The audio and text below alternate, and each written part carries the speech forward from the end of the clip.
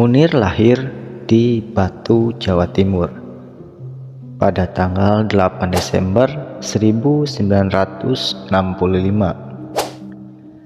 Ayahnya, Said Talib, adalah seorang guru, sementara ibunya, Rasyaha, bekerja sebagai pedagang. Munir tumbuh dalam keluarga sederhana dengan nilai-nilai kejujuran dan keadilan yang kuat. Munir sekolah hingga menengah di Kota Malang, kuliah di Universitas Brawijaya Malang, Fakultas Hukum pada tahun 1983 sampai 1989.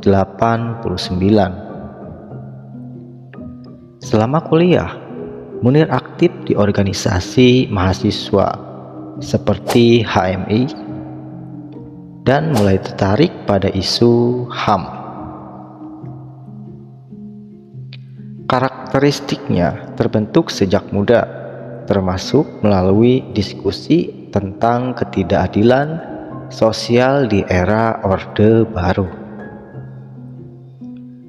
Awal karir Munir di aktivisme pada tahun 1990 sampai 1996. Setelah lulus, Munir bekerja di Lembaga Bantuan Hukum di Surabaya pada tahun 1990.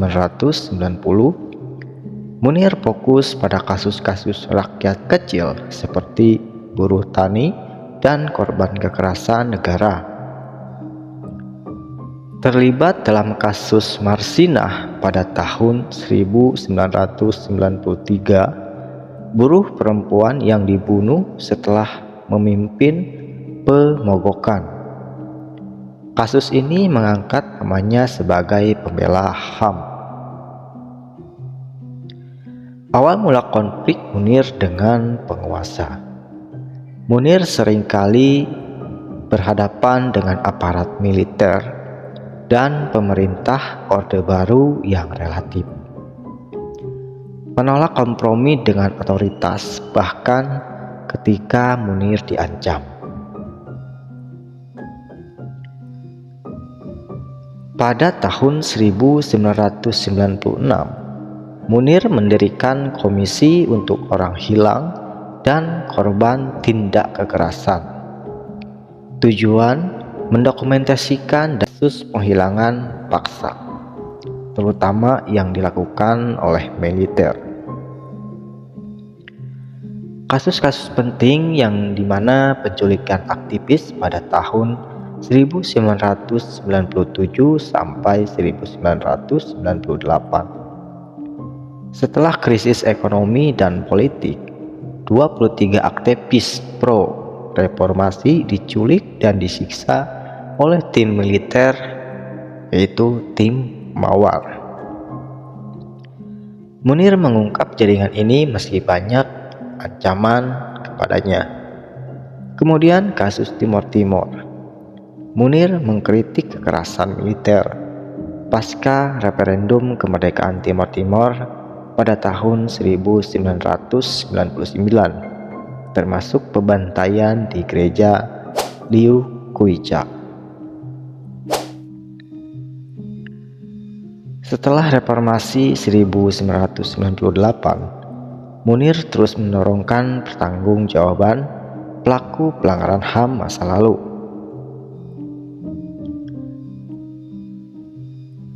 Pada tahun 2000, Munir menerima penghargaan HAM dari Amnesty International, dan pada tahun 2001 ia diangkat sebagai komisioner Komnas HAM, Komisi Nasional Hak Asasi Manusia.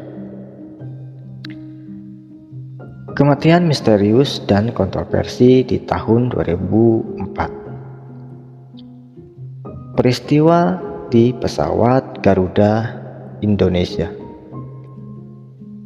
Pada 7 September 2004, Munir terbang ke Amsterdam untuk melanjutkan studi S2 di Universitas Utrecht.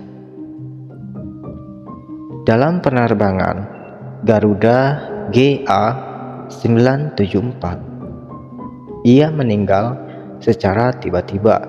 Hasil otopsi di Belanda menyebutkan keracunan arsenik dosis tinggi. Penyelidikan yang dipertanyakan: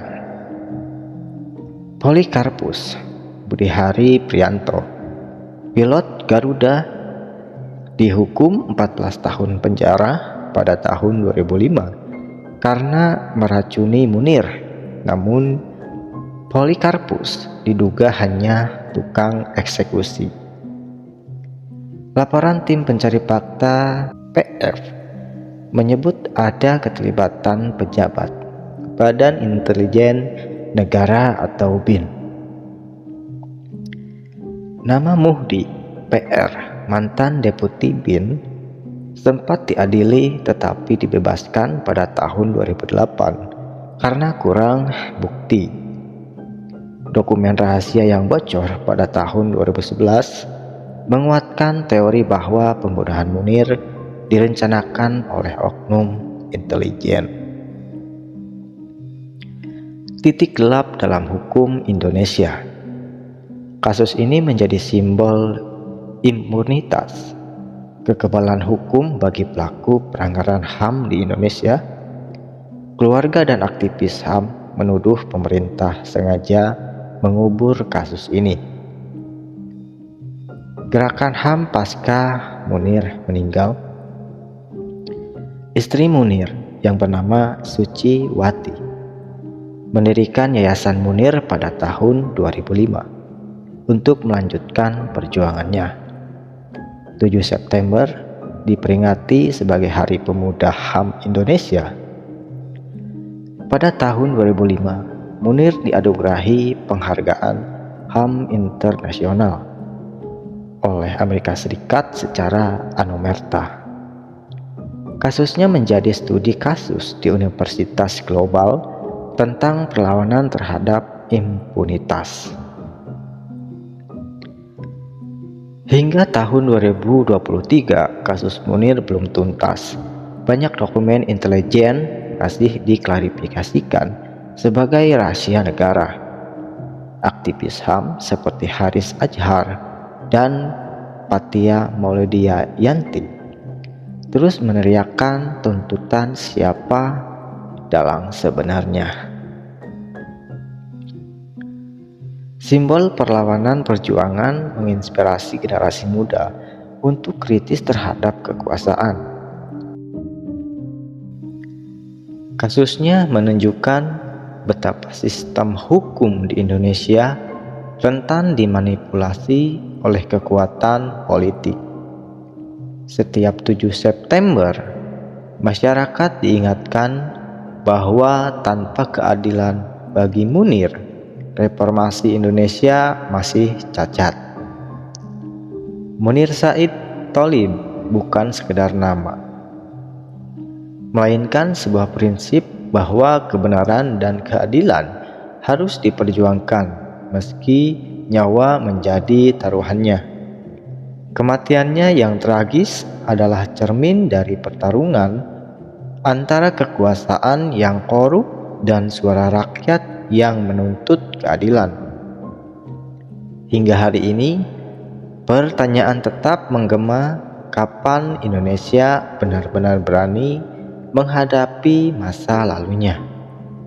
Demikian cerita kali ini.